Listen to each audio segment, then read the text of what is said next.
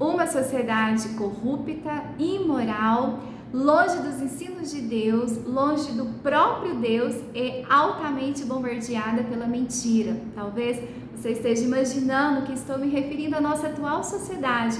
Embora se pareçam, me refiro à ilha de Creta, quando o apóstolo Paulo deixou Tito para pastorear naquela época e naquele lugar.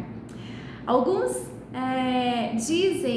indicações mostram que Paulo escreve ali por volta de 62 a 64 depois de Cristo. E no capítulo 1 do livro de Tito, temos uma ideia de como era aquela sociedade naquela época. No versículo 10 diz que haviam muitos insubordinados ou muitos rebeldes e muitos eram também enganadores. No verso 13, lemos que um de seus escritores escreveu se referindo a eles da seguinte maneira: cretenses, sempre mentirosos, feras terríveis, ventres preguiçosos.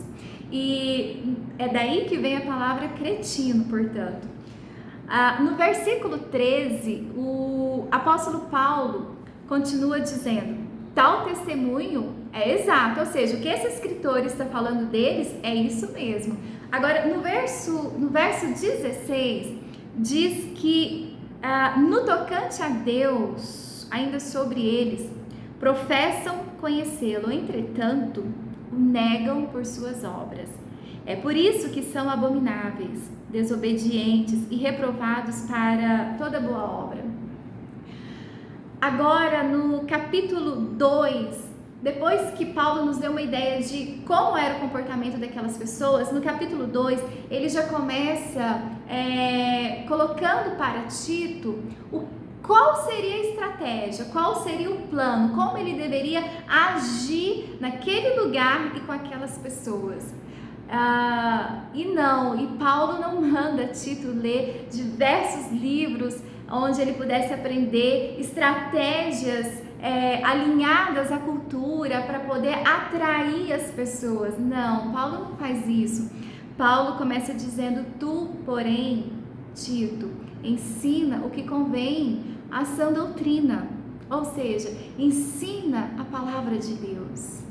E a palavra sã, que vem de uma outra palavra grega e que quer nos dizer algo que seja vital, puro, algo que seja saudável.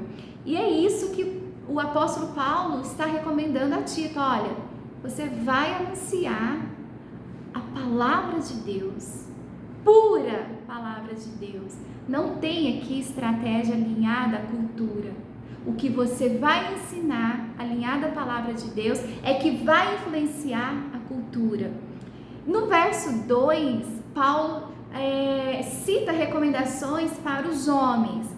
Eu vou falar rapidamente, mas a gente vai ficar nos versos seguintes. Então, ele vai dizer sobre os homens: quanto aos homens idosos, que sejam temperantes, respeitáveis, sensatos, sadios na fé, no amor e na constância. Agora, no verso 3, Paulo vai dizer: quanto às mulheres idosas, semelhantemente. Quando Paulo usa essa palavra idosa, tem também o sentido de experiente. Então, não fiquemos só com essa ideia de mulher mais velha, não fiquemos só nessa ideia de idade. Semelhantemente, ou seja, aquilo que foi proposto aos homens também vale para as mulheres, né? Que sejam sérias em seu proceder, não caluniadoras, não escravizadas a muito vinho, sejam mestras do bem. Então, vejamos, não caluniadoras. A Bíblia já nos mostrou que na língua há o poder da vida e da morte, há o poder de abençoar e também de amaldiçoar. Quantas vezes ouvimos por aí histórias de que uma mulher compartilhou uma fragilidade e a outra espalhou, expôs, aumentando ainda mais a dor daquela mulher.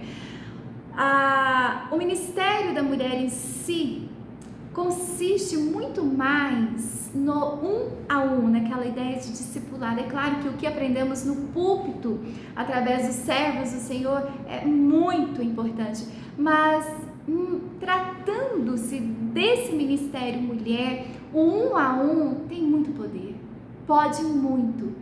Como pode um café entre duas mulheres, um aconselhamento bíblico durante uma caminhada, um telefonema no meio da angústia? Quanto pode uma mulher se dedicar um pouco do seu tempo à outra, ou até mesmo corrigi-la à luz da Bíblia? Então, isso é muito, muito especial. E Paulo está dizendo, olha, mulheres, não sejam caluniadoras, não falem mal umas das outras, cuidado com o que vocês andam dizendo por aí. Depois ele vai dizer, não sejam escravas do muito vinho. Eu penso que essas mulheres não estavam andando embriagadas 24 horas, mas essa palavra escravizada nos remete à ideia de que outras coisas também podem escravizar as mulheres. E eu gostaria que você pensasse o que tem escravizado as mulheres dos dias atuais. Depois ele continua, que sejam mestras do bem, que sejam mestras do bem. E penso que o mundo não está tão interessado em ouvir sobre o que nós cremos, sobre o que nós acreditamos ser certo ou errado.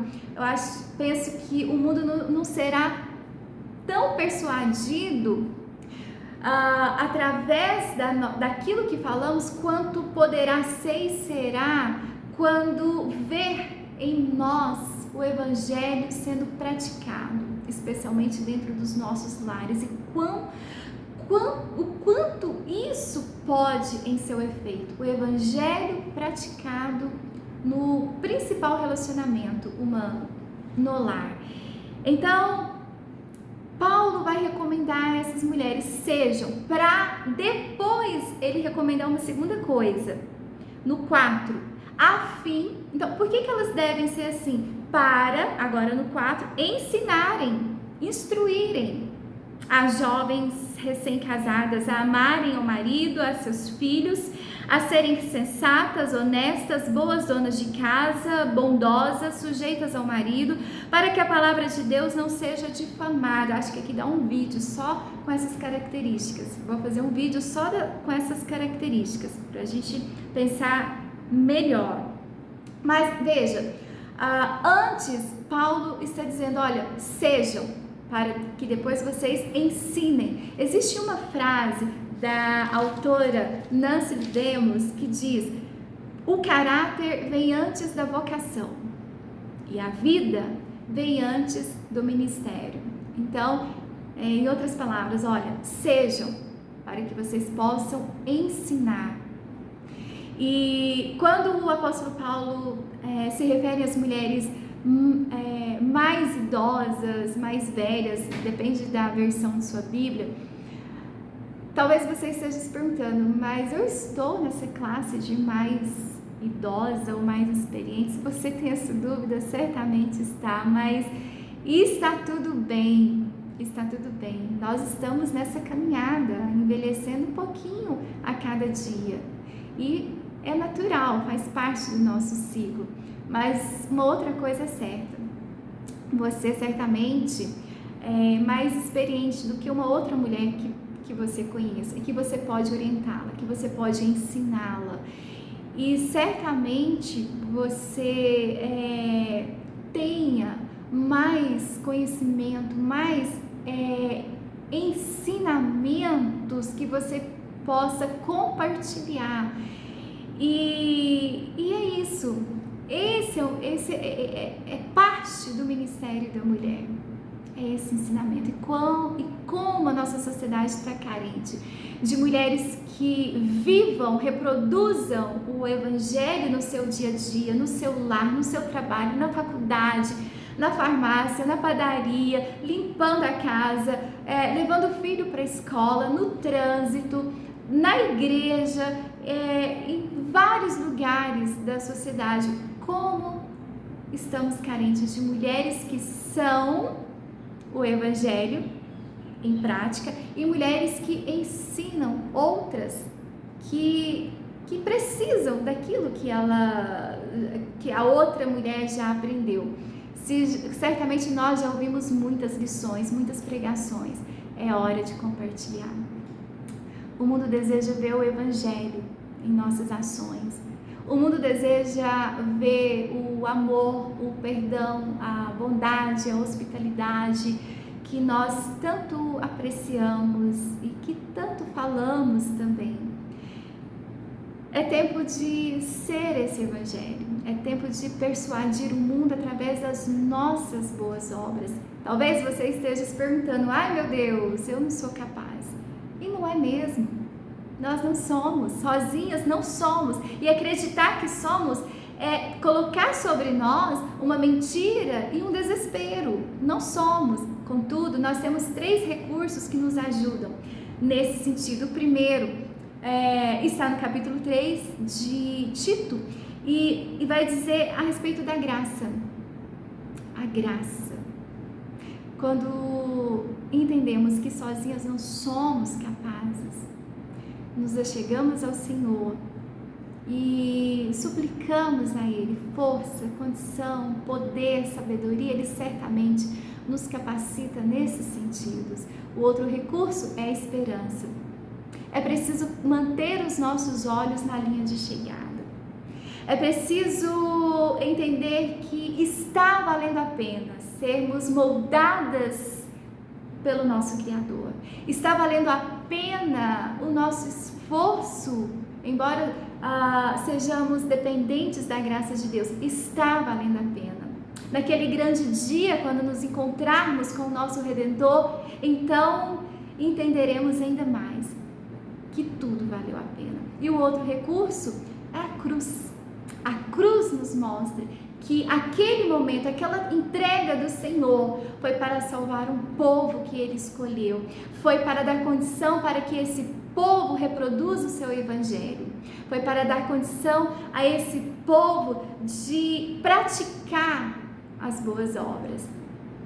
E para finalizar, quero dizer uma frase de um filósofo alemão do século XIX, que diz, até anotei, que diz o seguinte: mostre-me sua vida redimida e eu me sentirei inclinado a acreditar no seu Redentor. Sozinha não podemos, mas o Senhor, por meio de sua graça, nos capacita a reproduzir o Evangelho de Cristo, onde quer que estejamos.